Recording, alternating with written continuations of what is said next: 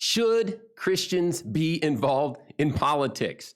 Well, that's the question that we're going to try to answer today. And I know this is a really hot topic, but I'm going to try to share with you some things that I think that we need to understand as Christians concerning this subject. Some people think, oh, we should never talk about politics. Some people think, well, we should always talk about politics. So I just want to discuss this a little bit today.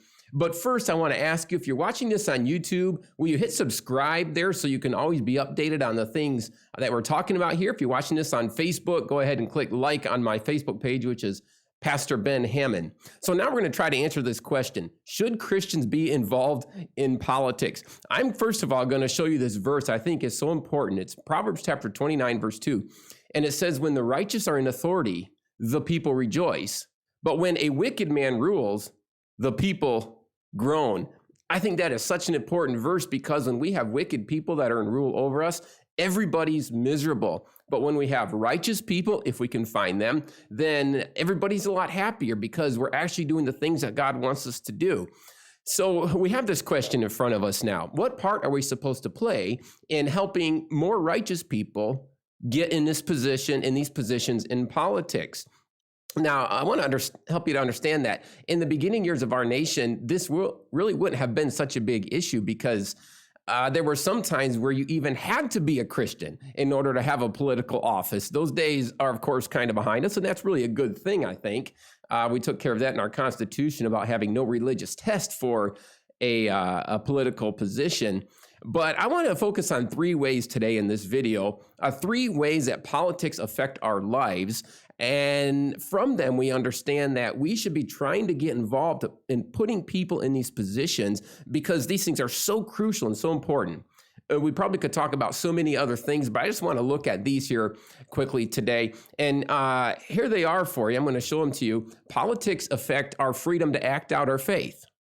Politics affect the spread of wickedness, and politics affect the value of life. So I want to look at these here really quickly today. We're going to start with the first one. The first one is that politics affect our freedom to act out our faith. Being a Christian is not just simply about believing things. Being a Christian is about doing things. We're supposed to be able to act out our faith. We're supposed to assemble for worship. We're supposed to evangelize. We're supposed to speak the truth. We're supposed to stand up for issues of right and stand against issues of wrong. Now, I have a couple examples I want to share with you today. The first one comes from the country of Russia. In 2016, the Russians passed what is called the Yarovaya law, which is actually two laws that are amendments to previous laws that they had, and they were billed as anti-terrorism legislation. And what they do primarily is they tell the internet and phone companies that they have to store all the information on their users and they have to provide it to the government when the government wants it. But part of these bills, and what's really concerning, is it also prohibited religious associations from sharing their beliefs with other people that were not already a part of their association. For example, if you wanted to invite someone to come to your church on Sunday and they weren't already a part of your church, you couldn't do it under these laws. And we've seen how there have been reports of people who have experienced discrimination, Christians that were fined, put in prison because of these. As a matter of fact, in one instance I heard of, this couple had taken a friend out to eat and they prayed before the meal, and that couple got fined because the government determined that they were sharing their faith with this person who wasn't already part of their religious conviction. And so these things are obviously very, very concerning to us. Another issue, of course, that we look at oftentimes that we think about is North Korea. Here's a picture I want to share with you. This is a satellite picture of the Korean Peninsula. At the top is where it's dark is North Korea, and the bottom where it's a lot lighter is South Korea. Now, the problem in North Korea is that because of their political stands on things like weapons, other countries have proposed sanctions on them, so they're not able to get the fuel that they need in order to produce their electricity. And so you can see it's a whole lot darker up there, but this is a great picture of the spiritual darkness and the just complete darkness that's taking place there in North Korea, because they have a lot of religious persecution there, and it comes because of politics. As a matter of fact, officials have created in North Korea three main categories of people. They call them core, wavering, and hostile. And everyone is put into one of these three groups. And they also have the Songbund system, which divides everybody up according to how loyal they are to the regime. And that depends on their specific actions as individuals and also as their ancestors, how loyal they were to the government. And so everybody is divided up into these groups in the Songbund system. And if you are religious, you are automatically in a lower category than other people. For example, if you're a Protestant, you're automatically in group 37 out of 52.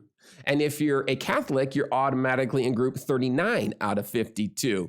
So we look at this, say, what's the deal? How could this happen? It happens because of politics. It happens because people who are not righteous get put in positions, and they get there because other people allow for it to happen. But you might say, oh, wait a minute here. This is the United States of America. This kind of thing can't happen in the United States of America.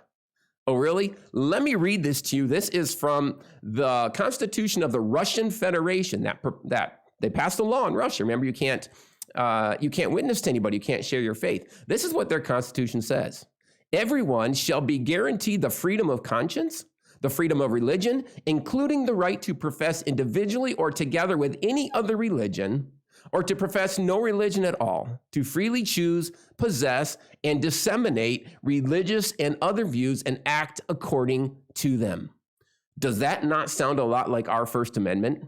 Yet these kind of laws can be made because people are putting people that are not righteous into positions in government. You say, well, what about North Korea? This is from the Constitution of North Korea. This is what it says. Citizens enjoy equal rights in all spheres of state and public activities. So they have freedom. Here's another quote from their Constitution. Citizens have freedom of religious beliefs. This right is granted by approving the construction of religious buildings and holding of religious ceremonies. Religion must not be used as a pretext for drawing in foreign forces or for harming the state and social order. But what happens is that the government just totally ignores these kind of things and they do what they want. A constitution does not stop wicked politicians. It doesn't in those countries, and it won't in our country. That is why we as Christians need to get involved. You look at our own nation here. Why did we have churches that were shut down for 2 or 3 months? You say it was because of COVID. No, it wasn't because of COVID. It was because political and medical leaders that were influencing political leaders asked us if we would shut churches down. And matter of fact, some are still even being told today that they have to. All of this is because of politics. And that's not a statement on whether it was good decisions or bad decisions. It just shows us how much politics really affects our everyday lives.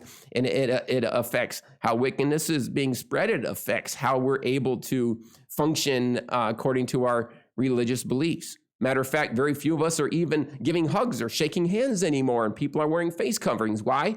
Because political leaders are asking us to do these kind of things. And we could go through some different things in our government and explain, but the Supreme Court has stated that First Amendment rights can be restricted when it, quote, furthers an important or substantial government interest.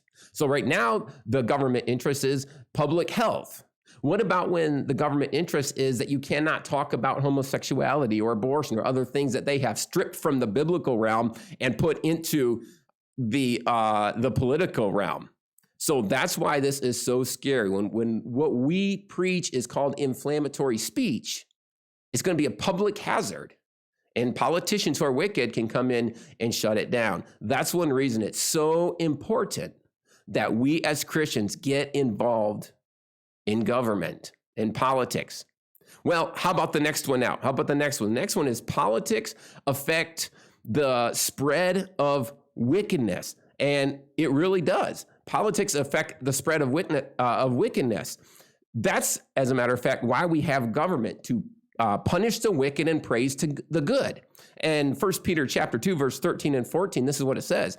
Therefore, submit yourselves to every ordinance of man for the Lord's sake, whether to the king as supreme or to governors, as to those who are sent by him for the punishment of evildoers or for the praise of those who do good. Government is supposed to punish evildoers and it's supposed to praise the ones who do right. But what happens when the wicked people are in charge? Remember the verse I read to you at the beginning? When righteous are in authority, the people rejoice. But when a wicked man rules, the people groan. Why is it through so many years, even in our nation, we could have slavery and mandatory prejudice based on race or whatever it happens to be? And that's another subject in itself we might talk about one day on a video. How is it that the Supreme Court in 1973 could rule that slaughtering unborn babies is okay? How is it that back in 2015 in Obergefell versus Hodges that the Supreme Court could say that we need to be recognizing marriage between two people of the same gender? How can this stuff happen? It happens because of politics.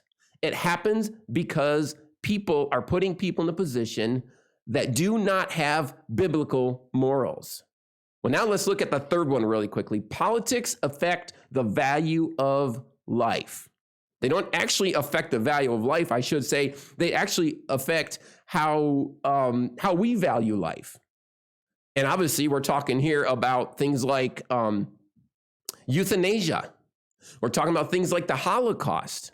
How could the Holocaust happen? How could at least 6 million Jews be killed? Why? Politics. People were in positions that were ungodly and that didn't care about life. How many babies are killed in this country every year through abortion? There's some statistics. You can see different statistics, but this particular one from the Guttmacher Institute in 2017, getting close to 900,000 babies were killed. And that's just for that year. And that's just the surgical abortions. And it's estimated that drugs are used possibly to kill millions more every year. We're killing these babies before they're born. Why? Politics have allowed it. We should have people in our government that are standing up against us, that are standing up and saying, we are not going to be killing our babies. This is wrong. It's a travesty. And as a matter of fact, let me say this.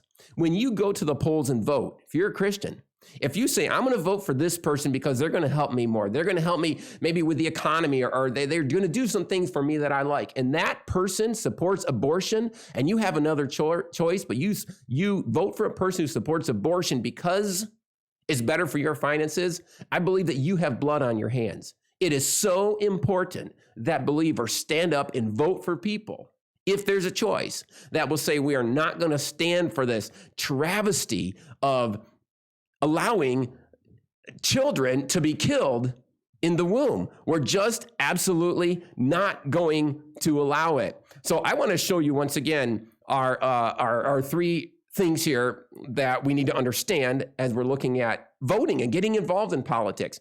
Politics affect our freedom to act out our faith. You want to keep meeting? You want to keep being able to act out your faith? You better vote people in that will support that. Politics affect the spread of wickedness. Wickedness abounds in our country because we are allowing wicked political rulers to rule over us. Politics also affect the value of life. What if no Christians with biblical morals were to vote in this or any election? Every person that's leading our country and making our laws and supporting our laws and the court systems would be liberal on moral matters. Abortion would be completely wide open, along with infanticide and euthanasia. Religious liberty would be completely gone, and even churches would be required to hire people that didn't believe in their faith. I know we have the First Amendment, but that's not going to hold up, as we've seen, against wicked rulers. The church would soon have to go underground. All of our judges soon would be extremely liberal. We would have no court recourse in the court system. Now, we don't expect to change the world through politics. That's not what I'm saying at all. The world can only change through the hearts of men being changed. But what we want to do is to be able to continue to respect our government authorities the way that the Bible tells us to, at the same time honoring the word of God. We want to respect and honor government. We want to respect and honor God. God always comes first. So we want to put people in positions that will most allow us to be able to serve God and respect government at the same time. So I hope you all go out and vote this year and in any election. And I hope that we put people in the position that will be most apt to stand for things that are morally right, because that is so important. Thank you so much for listening and joining with me this time. I'd love to hear your comments, and God bless.